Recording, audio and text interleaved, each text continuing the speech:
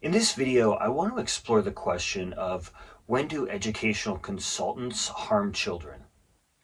Educational consulting is a very big industry that does a variety of things, including helping parents navigate educational challenges with their kid, helping parents consider possible mental health interventions for their kid or their teenager, and much more. I want to explore this topic for two main reasons. One big reason is that when parents hire educational consultants to deal with issues that the parents deem highly consequential for their family and for their kids, there are things that can go seriously wrong. And yet, I think often there isn't a lot of good, open, and honest discussion about what can go wrong, perhaps because candor in this area is not always incentivized. So I wanted to provide a few of my own thoughts for parents on what to consider and what to look out for. The bigger reason why I wanted to discuss this topic is to serve those of us that went through some of these harmful dynamics when we were kids or teenagers, and are now really trying to figure out where it is we came from.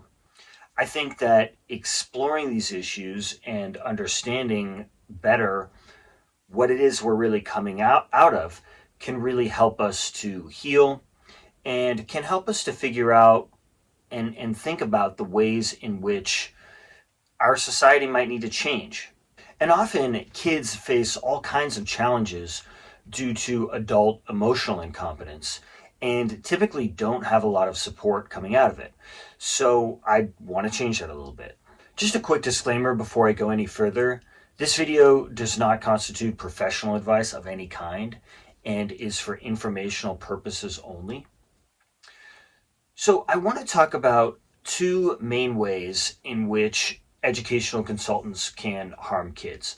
Of course, there are many different ways that educational consultants can harm kids, but I think they fall largely into two broad categories as I see it.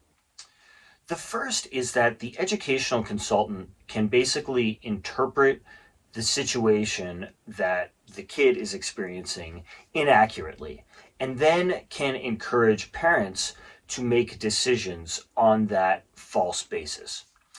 And I think it wouldn't be accurate exactly to say that this is the educational consultant being incompetent.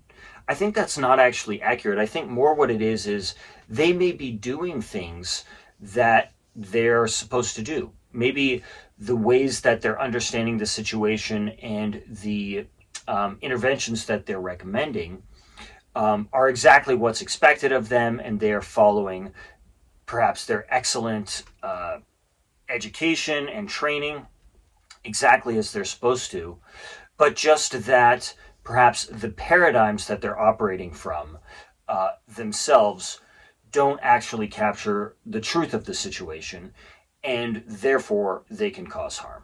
So for example, let's say that parents hire an educational consultant to help look for mental health treatment interventions for their kid.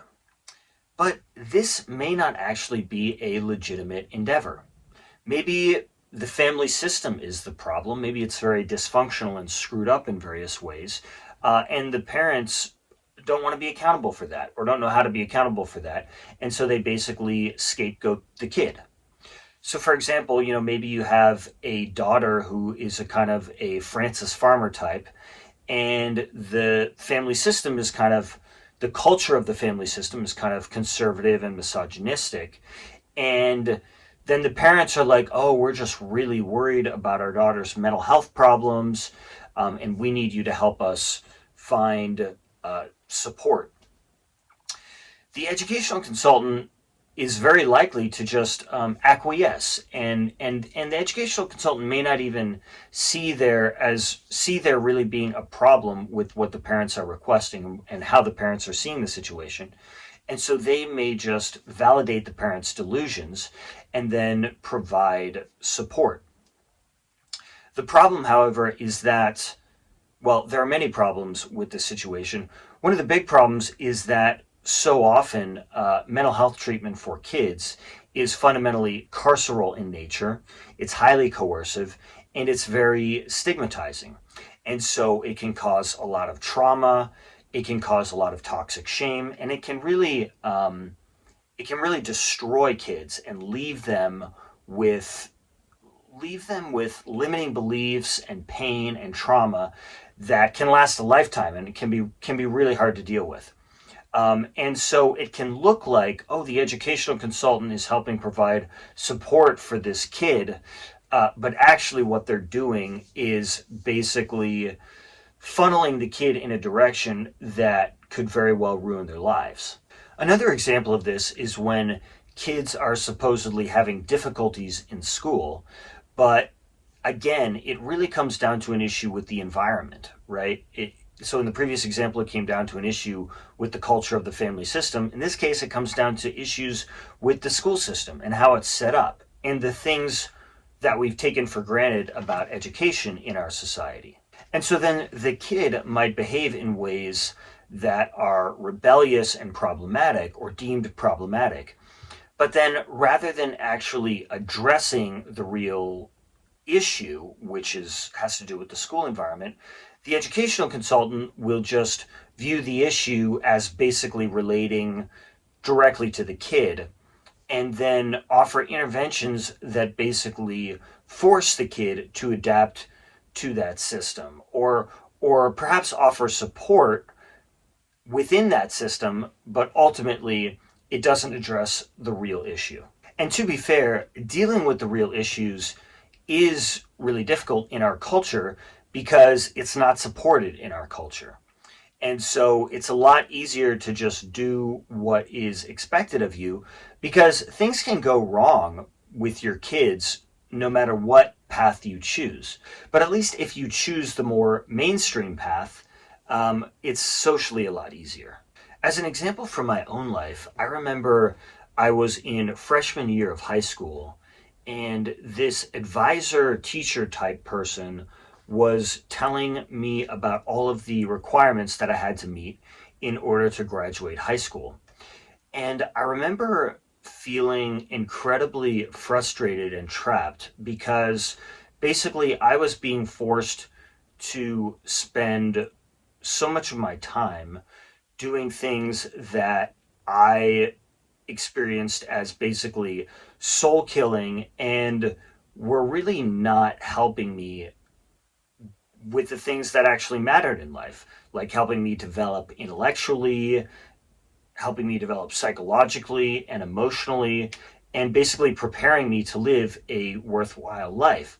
But of course, that's not how the people around me saw it. That's not how the teachers, parents, and educational consultants saw it. They saw it as the opposite.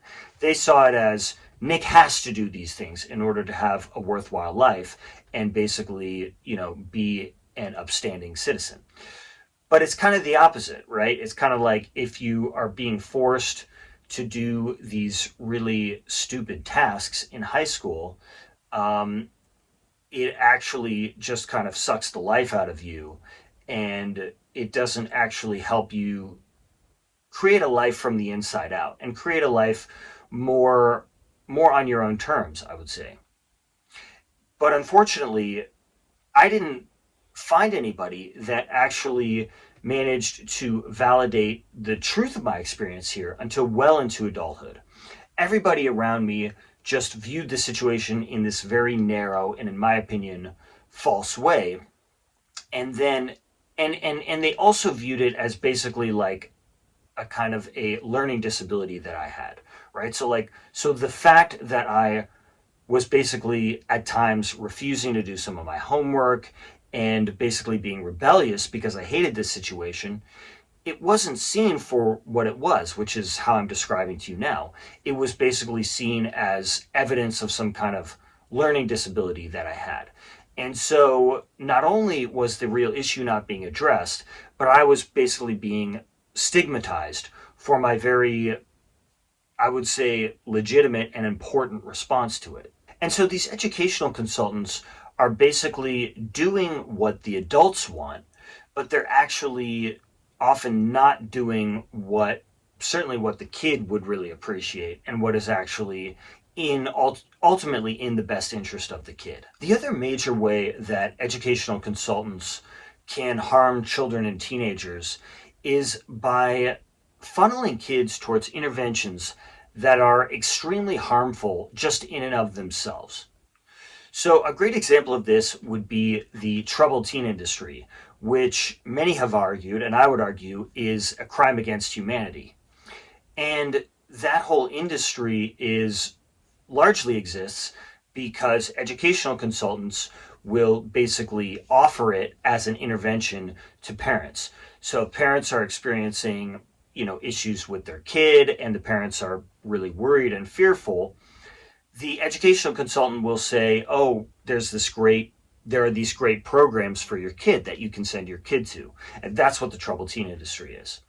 Um, and of course, there have been many reports and books on just how atrocious that system really is. And so instead of getting genuine support, these kids get a degree of psychological abuse and even at times physical abuse that you wouldn't wish on your worst enemy. Another example would be behavior modification, which is something that educational consultants often recommend to parents, supposedly as something that can help support the kid. And of course, they can tell a very wonderful story about it.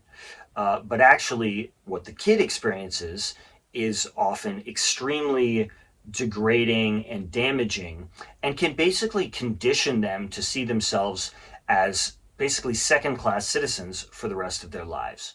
And in all these cases of educational consultants recommending barbaric interventions to parents, they can basically tell a really nice story about how beautiful what they're doing is, about what incredible support it is, about how great it is for the kids.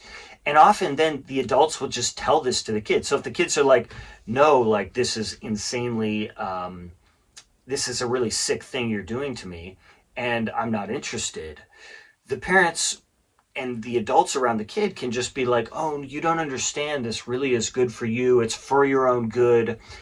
And so the adults all are supporting each other in telling this really inaccurate story about what's going on.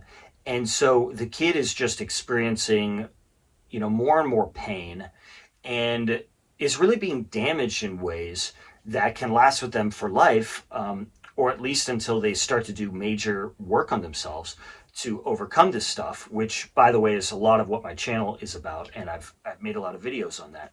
And so there's this big disconnect between the story that the adults are telling and how they are basically trying to get themselves to feel really good about what they're doing.